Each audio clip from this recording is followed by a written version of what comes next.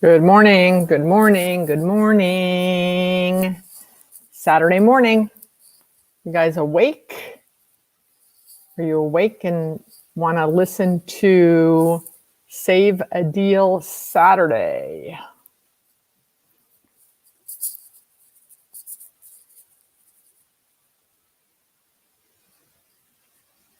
Okay, giving me some notes here.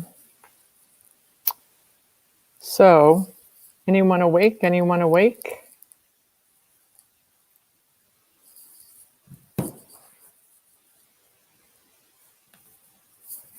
So today I want to talk about a deal that I was working on a few years ago. Good morning, Dina. How cold is it in Phoenix this morning? You're going to love this story I'm about to tell. Hey, Alan Buchanan. Alan Buchanan's in the house. He's a rock star. You all need to follow him. Hey, are you guys on Clubhouse yet? If you're not on Clubhouse, join today. I joined a week ago on Saturday. Thank goodness I joined on Saturday. So when you go down the rabbit hole, you have 2 days to do it versus a work day during a weekday. So Clubhouse, join it. I promise you, you will not be disappointed. You do need, yeah, Dina, I assumed it was freezing. I'm wearing a big old bulky sweatshirt down here in Florida and it's probably only 60. So shame on me, right? But Clubhouse, you need an invite. But if you apply for an invite, someone in your membership, in your contacts, will get pinged. Like I get pinged a lot. You know, Tanya just joined. Will you use one of your invites? So now I'm up to 3 invites because I've been on it a week. So I promise you won't be disappointed. It is addicting. Go down the rabbit hole. For more details, go onto my YouTube page, Beth Azor on YouTube, and I do a whole what is Clubhouse and how can commercial real estate people use it. All right, so Save a Deal Saturday. So I was representing LA Fitness. This was many years ago. So someone said to me, are you only going to tell stories about many years ago? I'm going to tell stories and interview people about all kinds of deals. But it doesn't matter when the deals happened if there are lessons to be learned, right? So, and I'm hoping that I'm picking stories that I think there will be lessons to be learned. So many, many years ago, I am representing as a tenant rep broker in South Florida, LA Fitness. And I was back then, this is why I had to say that it was many years ago. Back then, shopping center owners had zero interest in signing leases with gyms. Zero. They took up parking, which, you know, is still an issue today, but there were no national gym chains. So they were a bunch of mom and pops that weren't successful staying in the gym industry. So it was risky to lease to gyms. So LA Fitness comes to town. At the time, they had about 32 locations in California. And one of my pitches to landlords was that they had been in business at the time, I don't know, 10 or 15 years, and they had never sold one. They had never closed on one. So that was a big deal. That was kind of my selling point, that they had been in business a long time. You know, I had a whole book on the different pictures of what they looked like. And that was my pitch. So I was able to do, I probably had signed 2 or 3 deals. They were 36,000 square feet. I had signed 2 or 3 deals by the time I reached out to this REIT who I wanted to put an LA Fitness in their shopping center. And it was a power center. And so I called them up and I said, hey, I represent LA Fitness. Have you heard of them? No. So I told them all about LA Fitness, sent them pictures and stuff. And right away, the leasing agent says, we can't do it because we've got exclusives from, 4 or 5 of our other anchors. And they're not, we're not going to go ask for tenant waivers. This is way before the craziness of tenant waivers that happens today, right? We're not going to go ask those tenants to give up on these exclusives too much work, too much brain damage, and they're going to ask us for something in return, therefore forget it. So I heard that, and I'm talking to my client, and we're working on a bunch of other deals, but we keep going back to this center. So I go back and I say to the leasing agent, can we talk to the VP of leasing? And who I knew. So I speak to the VP of leasing, and I said, look, is there any way we can do this? And that guy, same thing, shuts me down. Yeah, too much brain damage. They're all going to say no. It's a waste of time. So I say now I'm looking at the group of tenants that have to give the approval. So it's Publix, which down here is a major supermarket chain, TJ Maxx, Circuit City. For those of you that don't know what Circuit City is, it was a Best Buy competitor, and Office Depot. So those were the 4 tenants that had to give approvals. So Circuit City was one of my clients. I was doing disposition work for them. So I'm thinking, well, I can get them to say yes. And TJ Maxx, I had a really good relationship with. I was getting ready to roll out what I thought was going to be the home goods expansion. And then they paused after we did a bunch of work. You tenant rep brokers understand what that means. So I didn't end up doing that at that point. And then later on, when they came back to town, they hired someone else because I wasn't doing tenant rep anymore, no problem. But I had a great relationship with TJ Maxx. And Publix, we were the third party broker or manager and leasing agent for about 30 Publix shopping centers. So I had an excellent relationship with Publix.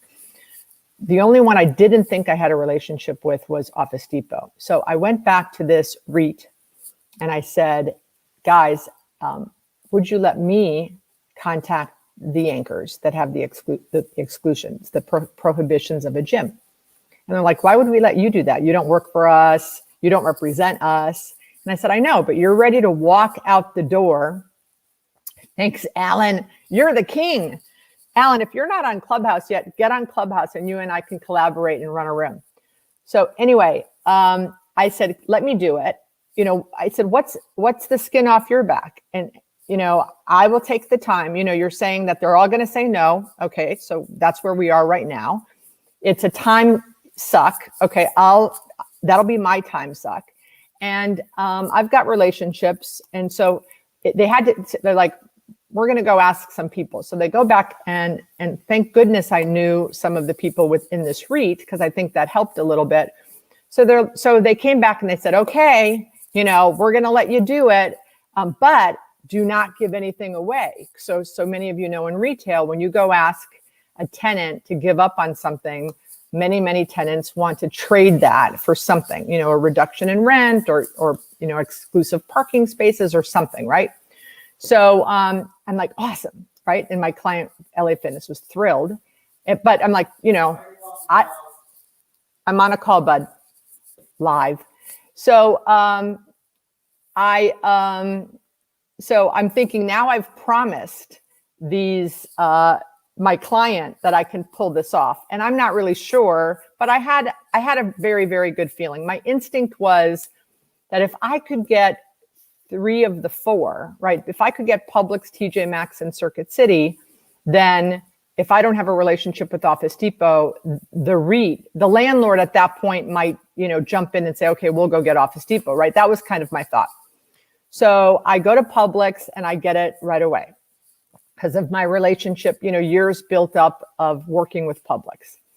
I go to TJ Maxx, and how was I able to get the TJ Maxx thing? The reason I was able to get the TJ Maxx approval, which I got, is, of course, I had a relationship with them, but you know who I really had a relationship with? I really had a relationship with Vicky. Who is Vicky? Vicky was Don Smith's admin. So the power of respecting and appreciating the gatekeeper wins every time. A lesson here. So Vicky helped me. Don said, no problem. Vicky helped me get the documents. Then the third one was Circuit City. They were my client. I was doing dispositions for them. They were closed. It was a dark Circuit City that I was trying to dispose of, so they didn't care. right? They didn't care, what do we care if LA Fitness comes in? So now I'm down to Office Depot. And like I said, in my mind, I have no relationship with Office Depot. So I go to my CRM. Okay. You guys, anyone that follows me knows how much I believe in CRM. Got to have a CRM. So I go to my CRM and I type in Office Depot, and up pops this guy's name, Ron Ricks. I have zero recollection of Ron Ricks, but he's in my CRM. And then I go to my notes, and in my notes, I have written watch collector, Vegas ICSE. I also have zero recollection. So, we go to Vegas ICSE, we meet hundreds of people, and we remember some of them and then we don't remember some, because there's hundreds of people. But I kind of remember the whole watch collecting thing that, I met him at a party and he told me he was a watch collector. So I get on the phone, I pick up the phone and I call Ron Ricks from Office Depot. And Ron picks up and I said, Ron, I'm not sure if you remember me. This is Beth Azor. And he said, oh my gosh, Beth Azor. Yes, we met last year in Vegas. You sent me the picture in the Sky magazine of the watch collecting little jewelry box. And I ordered it and it's sitting on my bureau right now. Of course I remember you. I'm like, yes. I have zero recollection. So I guess so now I've talked to Ron Ricks many times about this. We laugh about this. He's now with Firestone.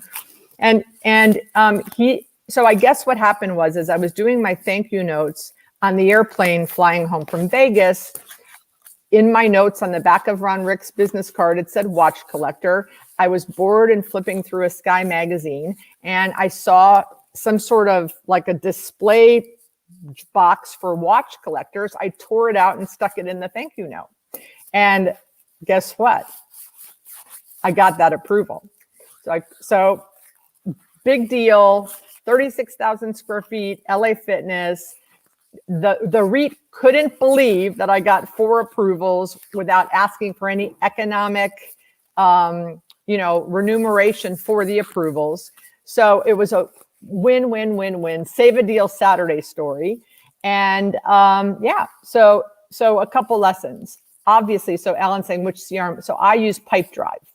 But for anyone that is considering a CRM and isn't sure which CRM, I did during the pandemic, I did a webinar where I think I had 7 commercial real estate folks talk about what CRM they use and why they like it. So I know Rod Santomassimo has done a couple great ones with the companies, and I learned a lot from his. Mine, I wanted to use it from the user's perspective. So if anyone is interested in trying to figure out which CRM that they might want to use, that's on azoracademy.com. It's a free webinar. You can check it out. It's a Zoom call where 7 people say, okay, I use this and this is why I like it. This is how much it is.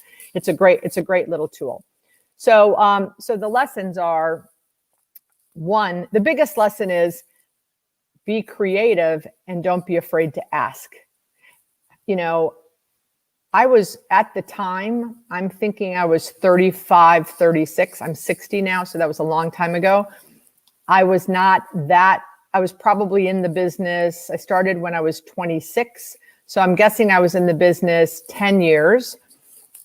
A lot of times we have limiting beliefs in our own head. Who am I to go ask this REIT if I can go call their 4 anchor tenants, right? So don't hesitate to make the ask, because it's, don't say no for the prospect, right? If anyone's heard me say that once or twice before, but you're already at the same place without asking, right? I already had a no. If I would have pushed it and they said, no, we don't want you to go talk to our tenants, I was still in the same place than before I asked. So I think that that's important, is don't be afraid if you have an idea to go ask, ask the person that you have the idea with. Like, don't be afraid to make the ask. 2, obviously, when you're at networking events, which hopefully we will all be at, hopefully sometime in 2021, like maybe Vegas ICSE December, to, when you meet the people, learn something about them so that when you follow up with the handwritten thank you notes, here's one of my other favorite quotes. It's not who you know, it's who knows you. So had I sent Ron Ricks an email, he would have never remembered, right? If I would have just sent him a handwritten thank you note, he might not have remembered. But that little extra that I wrote, watch collector, and then saw that, and then, I didn't buy him the jewelry box. I just tore the thing out of the magazine and shoved it in the thank you note and said, hey, maybe you'll enjoy this since you're a watch collector. That stuck. Why did that stick? Because no one does stuff like that, right? So it's not who you know, it's who knows you. And then the CRM, because as you recall, I didn't even think I knew who Ron Ricks was, right? Someone called me this morning and said, hey, do you know this guy? He's a LinkedIn connection of yours. I have no idea who the guy is. So people need to know who you are. And when you meet them, and when you meet 100 at one networking conference, being able to put notes, like I knew he was a watch collector. So when I picked up, Ron, I don't know if you remember me, but so I knew that little piece. I knew I had met him, because why would I have put that in my notes in my CRM, right?